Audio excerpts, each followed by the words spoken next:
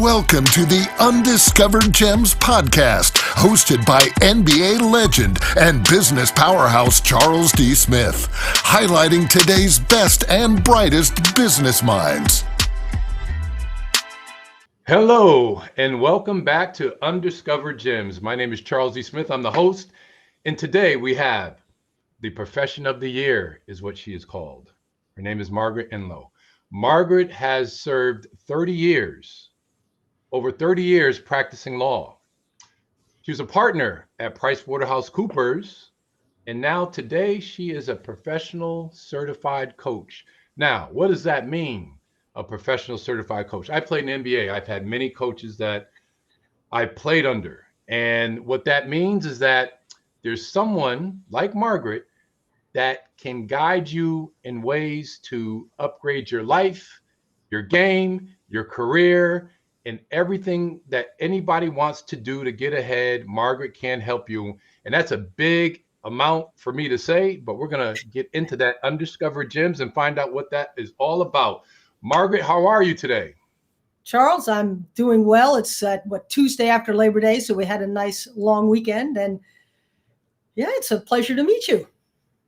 Nice to meet you too. I'm excited about interviewing you today because being a coach has a lot of responsibility, but more important is that you have a lot of skill sets. You have a lot of experiences in a lot of different areas where you can help people. So we're going to get into that. But first, Margaret, tell us how you got into being a certified coach. Why did you go in that direction with the illustrious career that you've had? Yeah, it's a great question, Charles. I retired from PwC as a partner, and all of the partners at the big four accounting firms, they need to retire. And based on age, it's based on contract rather. And so I was deciding what would I like to do about a year and a half before I retired. And I was given the benefit by PwC of some professional coaching, and along with some other partners. And as a direct result, Charles, of that exposure to coaching and being coached, I concluded that I'd get the training to become a coach once I retired from PwC.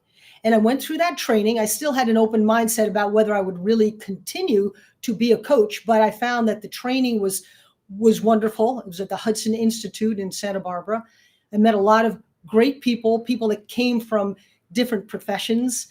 There was another lawyer, there were consultants, there was some man who worked at a nuclear power plant. And a lot of these people just wanted to lead their teams better, or they wanted to perhaps become a coach. So I was very impressed by the group of people that I was learning about coaching with, and concluded, yes, I would enjoy becoming a professional certified coach. That's a designation for people that have done a certain amount of hours of coaching, and they have some other requirements with the International Coach Federation. So it's a stepping process that you do after a certain number of many hours of coaching to become a PCC, or professional certified coach. But I'm still a JD. Then JD is something that I hold near and dear because I practiced law for so many years and worked with a lot of wonderful people in the course of that. Right. So let me start off by asking you this question about your career. Many people coach others, but sometimes, let's take it from a corporate standpoint. Let's look at the executives. Executives have a tendency to coach, their direct reports in many ways. Yeah. But I'm not going to give you the answer. Tell me what you think the best way is for an executive to coach their direct report.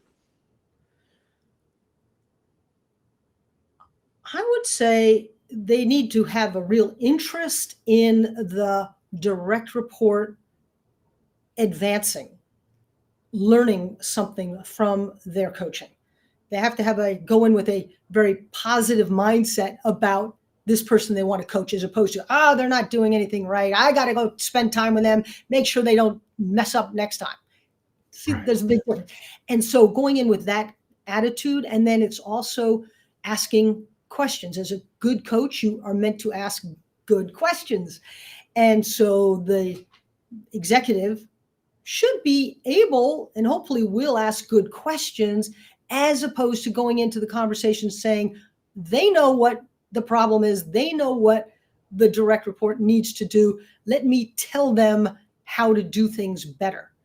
So it's asking questions. And then another thing that executives have a very hard time at, especially as they go up the ladder, is listening. So this person you're talking about, the executive, has to have those conversations with an ability to listen to what the direct report says before they add on their thoughts, concepts, ideas, recommendations. So those are the things I would say. Those three Very things. good. Very good. Love that. Love that. I've had my stint as a C-level executive with a few firms, and I found that there are many executives, like you just said, that would tell their direct report what to do. Sure. Then when they go on vacation, that direct report is calling them nonstop because they did not coach them in a way to be independent, but they've coached them in a way to have a dependent relationship on them. Talk about that a little bit. Sure. And it's a topic that does come up in some of my coaching engagements, where the leader or the executive is much more likely to tell their direct report what to do, the exact situation that you just pointed out. So there again, the executive or the leader of the team needs to talk to their direct report, understanding that it's a method for the direct report to learn, but they're going to learn more if they do things, as opposed to being told, this is what you need to do. They need to maybe make some mistakes. It's very hard for people to make mistakes. And you say, oh, I'll save them from making that mistake, but I'll tell them what I did wrong 5 years ago. Well, the direct report is much more likely to learn and not have to call the executive while they're on vacation if the executive has given them some leeway to do things on their own, maybe, with some support and some ideas, recommendations, but they have to give them the runway to go do. So by doing is a much better way of learning. Sure, you let them trip, but not necessarily let them fall. But so now accountability. When you look at, now you have a sports background. When you look at accountability, it's at an all-time high in sports. If you're not accountable very quickly for your own actions, you'll be crucified by your teammates, especially when you're on a very good team. But in corporate, you find that some people, when something goes wrong, they quickly pass the buck, and they have the ability to do that and put it on a direct report, put it on someone else. How can an executive, a C-level executive, get to the top without or with being accountable? Because that's a big deal, I think, in corporate America today. Yeah, lack of accountability. Lack of accountability. So the people who get to the C-suite who are doing a good job feel a sense of accountability for handling things well, handling people well. If they haven't done that on a fairly consistent basis, Charles, I would suggest that they're not going to be in that role, that senior level role, very long. But there are a lot of people that a senior executive can pass the buck to and say, they didn't do this right. I told them I needed it by yesterday. Oh, I told them, blah, blah, whatever they told them. And pretty soon that senior executive, it's a little hard, because the higher you rise in the ranks, the more trepidation people feel to tell the senior leader things that are honest and true about their behavior, about their actions, about the consequences of what they've done. So, if you have a good senior leader, they're going to want honest feedback. They may want it and not get it. To get it, they have to ask for it, because people are very reluctant to tell a senior person something that they might have done better. So, I think, as I said earlier, good senior leaders have a sense of accountability, and they figure out ways to build that in with their team, or it's on some program that they've got. And after a while, the ones who don't feel accountable, who don't absorb and take in information from their people surrounding them, people they've delegated with certain tasks or ideas, then it's going to be pretty clear that those people are not long for their position. Turnover is pretty high in corporate America, and shareholder value, right? Shareholder value is one way of testing out how things are going. Just one way. I'm not saying that's the only way. So, right. But yeah, I think the people I've coached inherently, Charles, I'm glad to say, they want to always be better, do better. And the people who just somehow made it to the top and they're not like that, a lot of them aren't that coachable, which is unfortunate. Right. Well, what about, the fact that I think everybody wants to get ahead. Everybody wants to transition when that time comes. However, some people don't see it in advance and they wait till the last minute and it's a little harder. Where others are always like, I remember a lawyer from Skadden Arps now just crossed my mind. He says, he used to always say, I come in with my briefcase and I'm always ready to go because you never know what's going to happen. And I'm always ready to take the next step. And he used to clown around about it. But to a certain extent, that's true. How do you coach somebody in a transition? They're out of their job. Maybe they're hitting their age requirement a little bit, but how do you coach somebody who's really feeling down about their next move and they really just don't know what to do? So I like to say there's no cookie cutter approach. All of these people, like you've just described, they come from very different backgrounds, different experiences. The lack of a job for some of them hits them very differently than somebody else who feels just very down by that whole experience. So first thing, Charles, is understand where your client is coming from. And that takes some time, but then it's also helping them understand that what they're going through. Let's say there's somebody who's feeling really down, the type of person you just described, helping them understand that this is a process, that you may feel this way now, but what's the goal here? The goal is to get you to a better place and help them start thinking about, what is that goal? They may take some time to shed the bad feelings. It may take longer for some than others. But then as a coach, you're helping them focus on, where would I like to get? What is that position I'd like to get? What is that job I'd like to, what is that career I might like to have? And by helping them think through that and then backing up, say, okay, in light of your interest in doing X, or maybe it's X and Y, what steps do you, client, think you need to take? And with whom can you take those steps besides me to get you there? So it's very oriented toward establishing a goal, like making that basket. And then second, what are the steps I need to do? Do I need to dribble up to the line, or do I need to go side, or need to go around somebody? What are the steps I need to take? Some which will be hard, some which will be easy to get there. And by having the client think aloud about those steps and what's going to likely get in the way, it could be a spouse getting in the way. It could be problems with children.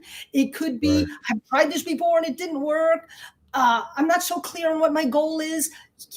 All these things can factor in to make the steps a little harder.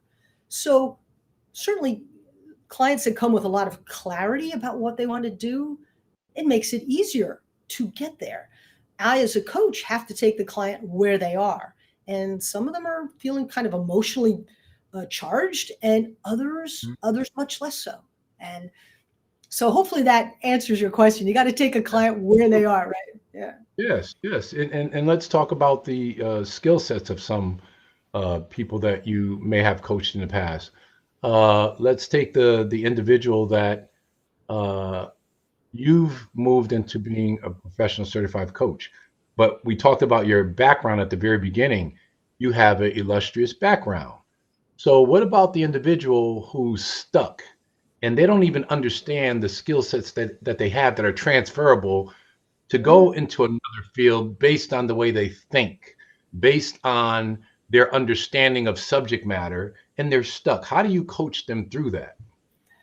Yeah, well, I had a client just recently who was talking about feeling stuck. And I have this, it's not even a poem. But it's something that I was able to show him that talk about when we're stuck, it's an uncomfortable place to be. We don't want to Mhm. stay, we don't want to stay in stuck. Excuse me. It gives us some drive to get out of stuck. And so you can also always talk about, hey, it's nice to be in the flow. Yeah, we always like to be in the flow. But Mhm. if you're stuck, it's helping people understand, yeah, you're stuck. You're going to feel, you probably feel some pressure to get out of stuck because it's not sustainable. So that might be a one place to start. Like, hey, a lot of people are stuck and this is something to move out of. If a Mhm. client needs to feel stuck because let's say they can't get the promotion that they want, as an example, they've worked at it, then it's like being very clear on what you mentioned earlier. What are the skill sets they have? What are some skill sets that their boss, their supervisor has told them they need that they haven't really maybe done much about? Well, Mhm. they might say, well, I think I have all of them. In fact, they told me 6 months ago I had everything I needed, but once again, I didn't get promoted. So a little bit of the victim attitude of like, hey, I got it. They just aren't promoting me. So it's helping the client think through, okay, what can be, what are the skills that they have? What's one additional thing they could do to demonstrate that they do have this other skill that they think they have, but maybe they haven't shown it, been able to demonstrate it to anybody. So what's an opportunity? You have a meeting coming up where you can show your ability to initiate an idea, not just carry out somebody else's idea. Do you have enough confidence to speak up at a meeting? I know you've told me that that's something you feel stuck, that you try to speak up, but you don't feel confident enough. So that might be something we would talk about. How at the next meeting might you feel more confident to speak up at the appropriate time? So it's helping people become at some level, Charles, more self-aware. Most people Right. think they're very self-aware. They know their pluses, they know their minuses. And yet when you start drilling down as a coach, you often find the self-awareness is lacking. Not Mm. completely, but in areas where they can say, oh yeah, I hadn't really thought about that. I, as a coach, observe people. I said, did you notice that you sometimes do X? No, I had no idea I did X. Right? So you help build their self-awareness, and by doing that also their confidence. So a lot of things go into it, Charles, and those are maybe two or three things that I could mention in response to your question. Right. You mentioned self-awareness as one. What are some of the uh, traits or some of the things that you see today based on technology impacting every industry and every job? That gives people real trepidation.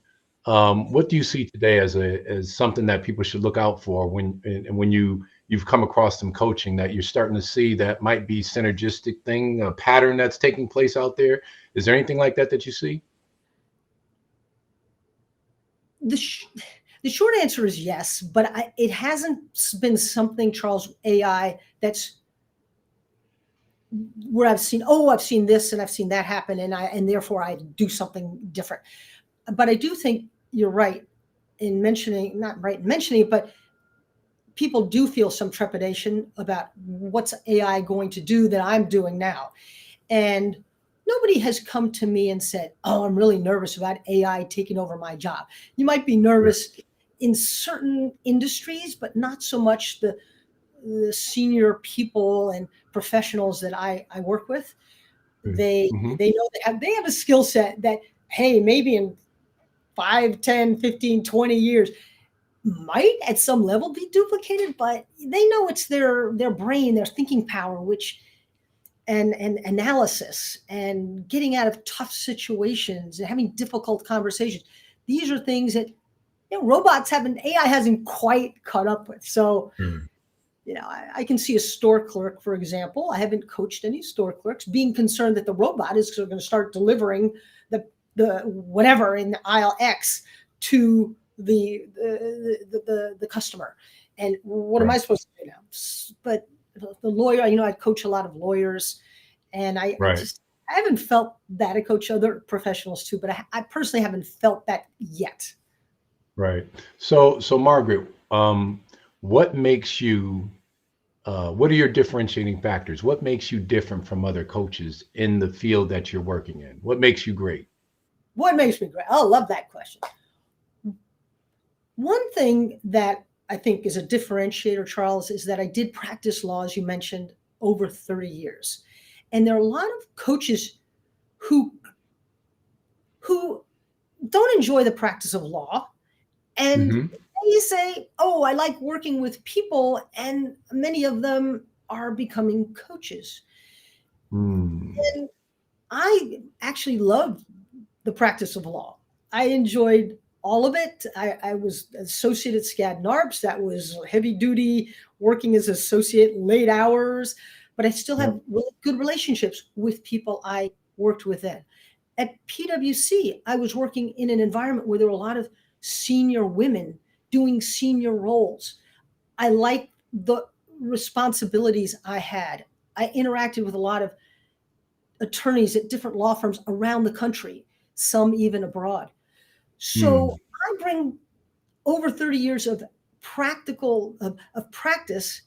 to my coaching that I think many coaches who coach attorneys don't bring.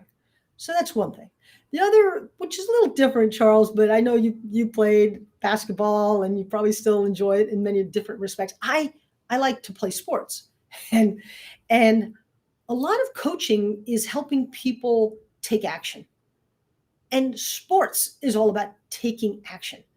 So it comes sort of from my ethos to helping people in a good way think through not only their goals and what some of their issues are that they are troubled by or working on, but a lot of my energy, I don't know if you sense a little enthusiasm here, but getting into, hey, what are we going to do about that? What are you going to do about that? What do you think you should do about that? And helping them think through, I'm not imposing it on them, what action steps they want to take to accomplish that goal. And I guess a last thing I might say is I enjoy interacting with people a lot. And I enjoyed that during my practice of law. I enjoy it now. And I think people sense, as I mentioned, alluded to earlier, my enthusiasm. I have a lot of energy. I'm upbeat. I'm a glass half full kind of person for sure. And I think a lot of coaches, frankly, are like that as well. But that's part of who I am. And I wouldn't even call it a differentiator, but that's who you get if you work with somebody like me. No, that's great because, there are a lot of professional sports coaches out there that are uniquely different. I say that when I think of Belichick, when I say that, kind of dry, but very intentional about his words and very pragmatic about what he does. And it works for him. Where Greg Popovich is very colorful and let's just get it done and have a good time and win. So when you're looking at these lawyers that you're coaching, some might need a Belichick and some might need a Popovich. How are you able to juggle that and get them to where they need to be? Because there's different character traits that you run into.